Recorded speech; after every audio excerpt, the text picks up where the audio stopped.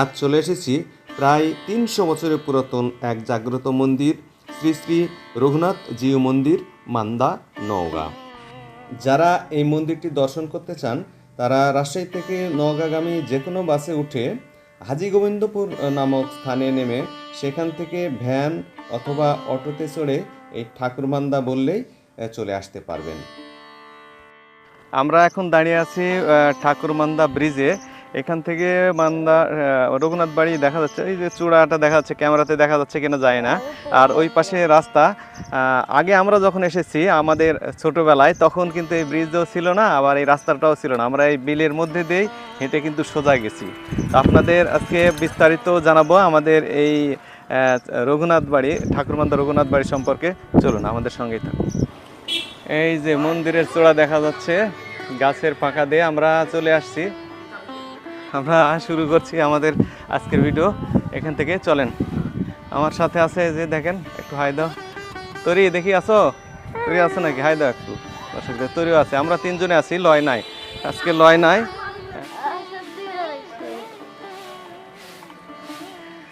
সত্যি লিখছে।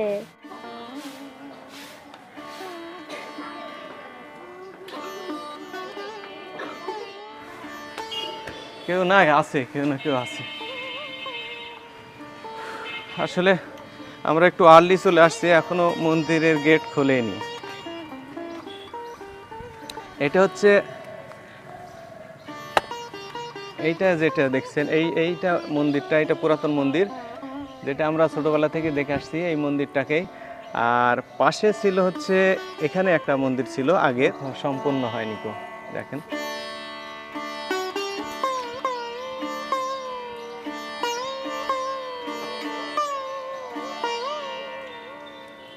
পরপর 3টি চূড়া করা হয়েছে। এটা হচ্ছে প্রসাদালয়, হ্যাঁ, রন্ধনশালা। পায়েস হবে, বিশ্রামের জায়গা মূলত। এখানে প্রসাদের ব্যবস্থা এখানেই করা হয়, যে এইখানে এইটা অনেকগুলো ফ্যানও আছে গরমে, সে কারণে সবাই বসে একটু রেস্ট নিচ্ছিলাম। আর এইখানে একটা জিনিস বলে রাখি, এখানে যে এই বিল্ডিংটা, এই 3 তলা বিল্ডিং, এটা এই বিল্ডিংটা অফিস রুম, বা এখানে আসলে আপনি যদি বলেন যে রাত্রি যাপন করবেন সেটাও সম্ভব। 2020 সালের 7 সেপ্টেম্বর এটি উদ্বোধন করা হয় আসলে, যার ফলে ভক্তদের বসার একটা সুবিধা হয়। আর এখানে মূলত ওই অন্নপ্রাশনটা অনেক হয়, অন্নপ্রাশনের ডেটে, আজকে অন্নপ্রাশনের ডেট নাই অবশ্য, অন্নপ্রাশনটা অনেক হয়। এবং সেই অন্নপ্রাশনের পর যে প্রসাদ নেওয়া বা আর ভক্তরা যে বসে, সেই বসার জন্য মূলত এই জায়গাটা। উপরেও বসা যায় যখন অনেক দর্শক হয়, অনেক ভক্তবৃন্দ হয়, তখন 2 তলাতে, 3 তলাতে, এবং ওই পাশে যেখানে রন্ধনশালা দেখালাম, রন্ধনশালার উপরেও কিন্তু একটা ফাঁকা জায়গা আছে, সেখানেও বসে প্রসাদ নেওয়া যায়। সে কারণে খুব মানে অনেক জায়গা, কোনো সমস্যার কিছু নাই। আমরা যে নতুন মন্দিরটা যেটা নির্মাণাধীন, এখনও নির্মাণ শেষ হয়নি, সেই মন্দিরের দিকে একটু যাচ্ছি। এইটা যখন আপনার কি বলে যে রামনবমীতে, অর্থাৎ বাসন্তী পূজার নবমী তিথিতে এখানে সবচেয়ে বড় অনুষ্ঠানটা হয়, এবং সেখানে দেশ বিদেশ থেকে তীর্থযাত্রীরা আসেন এবং এখানে পুজো দিয়ে যান এবং বিগ্রহ দর্শন করেন। তো তখন এইখানটায় এবং বাইরে, এই যে এইটা নির্মাণাধীন মন্দিরের দৃশ্য। আসলে এই পাশ দিয়েও সিঁড়ি আছে, ওই পাশ দিয়েও সিঁড়ি আছে। আর এখানে দুর্গা মাতা মন্দির, এখানে দুর্গা পূজার সময় দুর্গা পূজা হয়। পাশের সিঁড়ি দিয়ে উঠি। আচ্ছা, তরি আসেনি, তরি সিঁড়িতে উঠতে পারবে না, ক্লান্ত হয়ে গেছে আসলে। আমরা এই যাই, চলেন দেখি।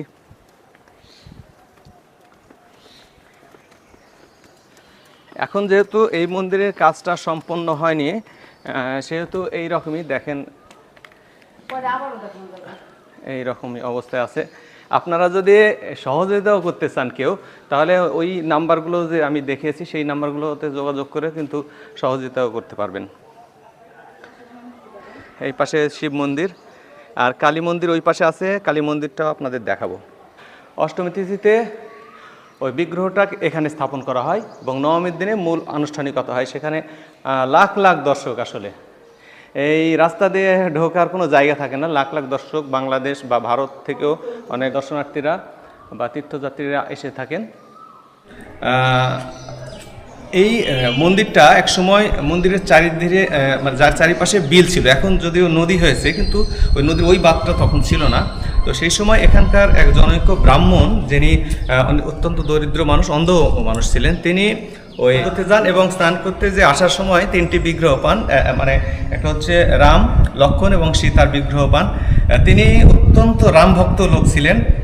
পরবর্তীতে ওই বিগ্রহগুলো নিয়ে এসে এখানে তিনি পূজা অর্চনা শুরু করেন।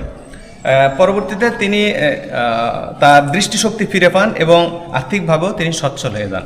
এই কথাটি আশেপাশের লোকজনের মাঝে মানে চলতে চলতে বিভিন্ন জায়গায় ছড়িয়ে পড়ে এবং এই কথাটি কানে যায় হচ্ছে তৎকালীন নাটোরের রানী ভবানীর কাছে।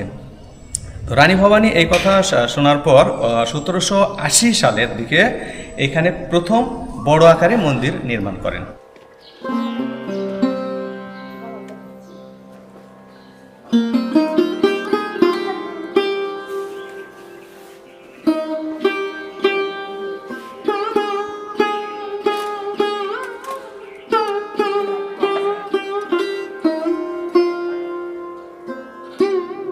হচ্ছে তুমি ধর।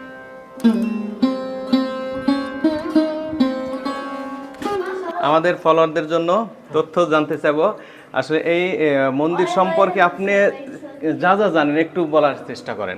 এটা হচ্ছে আপনার মান্দা রঘুনাথজি মন্দির। হ্যাঁ, এখানে মনে করেন আপনার বিভিন্ন জায়গার থেকে মনে করেন যে আপনার এখানে অনেক ভক্তবৃন্দ আসে। হ্যাঁ, এটা মূলত বড় অনুষ্ঠানটা হয় রামনবমীতে। হ্যাঁ, চৈত্র মাসে। হ্যাঁ।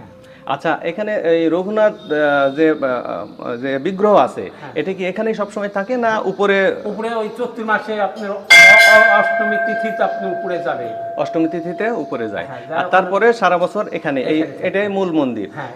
আমরা যখন ছোটবেলায় আসছি তখন কিন্তু এই মন্দির দেখছি, পাশে আরেকটা দোতলা ছিল, মন্দির ছিল। ওটাই ভাঙ্গার নতুন তৈরি করা হয়েছে।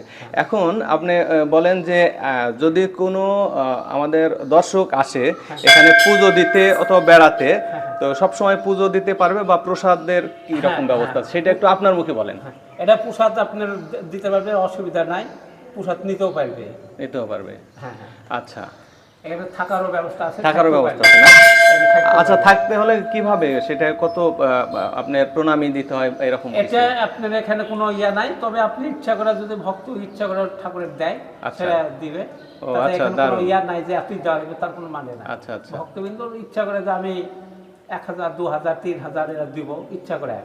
আচ্ছা, এখানে শোনা যায় যে ওই চক্ষু দান হয়, এটা প্রচলিত আছে। এটা কতখানি আপনি বলেন তো, আপনি কতগুলা দেখছেন?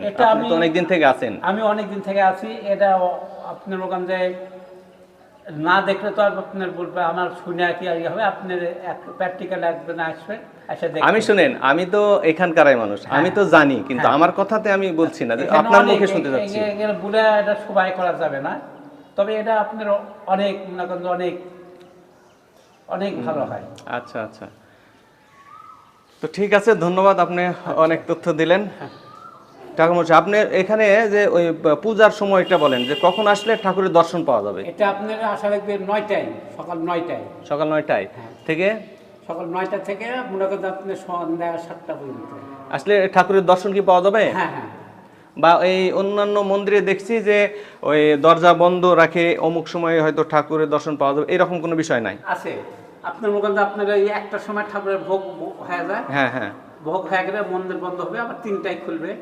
ও আচ্ছা, তার মানে যদি কেউ ভোগ নিতে চায় তাহলে ওই 1টার দিকে আসতে হবে। যে কোনো দিন আসলে কি পাবে? হ্যাঁ। আচ্ছা শুনেন, ধরেন দূর থেকে কোনো ভক্ত আসবে, 50 জন ভক্ত আসলে হয়তো, সেই ক্ষেত্রে তাদের জন্য তারা যদি প্রসাদ চায়, সেই ক্ষেত্রে কি করেন আপনারা?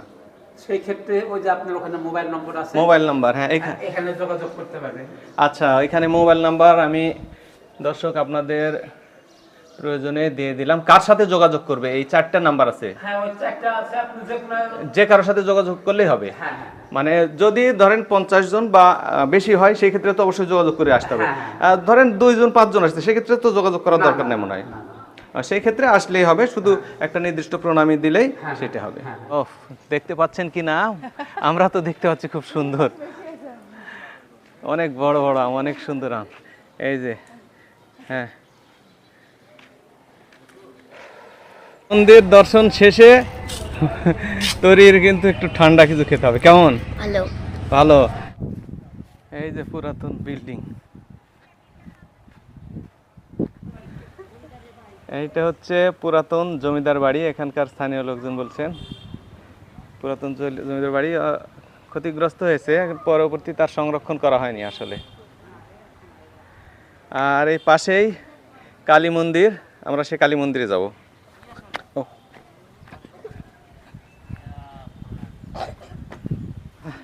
ভিতরে প্রবেশ করলাম, আমার সামনে তরিয়া আর লিপি চলে গেছে, কিন্তু তোমরা পিছনে থাকো তাহলে আমরা দেখতে পাবো।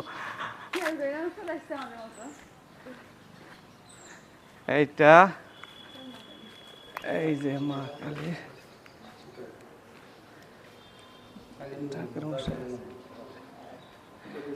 এইটা পরবর্তীতে এইটা কত সালে স্থাপিত হয়েছে বাবাজি আপনি জানেন? এই গত বছর থেকেই মনে হয়, গত বছর থেকে। ও আচ্ছা, আমরা গতবার যখন আসছিলাম তখনও দেখেছি, তার আগের বছর সম্ভবত 2 বছর আগে থেকে এখানে। এটা পাথর দিয়ে বানানো এখন। হ্যাঁ আচ্ছা ঠাকুর মশাই, তাহলে বলেন যে প্রসাদ কখন দেন এখানে? পূজাটা কখন হয়? মূলত 12টার দিকে, প্রত্যেকদিন 12টায়। মানে ওই রঘুনাথ মন্দিরের পাশাপাশি একটু আগে মনে হয় এখানে হয়, যেহেতু পাশে মসজিদ আছে সেজন্য তার আগে। আচ্ছা আচ্ছা, শেষ করার জন্য এটা 12টার দিকেই প্রসাদ নেওয়া হয়। তো আজকের ঠাকুরমন্দার ভিডিওটা আমরা এখানে শেষ করছি। সবাই ভালো থাকবেন, আর যদি আমাদের চ্যানেলটি ভালো লাগে তাহলে একটু সাবস্ক্রাইব করে আমাদের পাশে থাকবেন। ধন্যবাদ সবাইকে, সবাই ভালো থাকবেন। টাটা।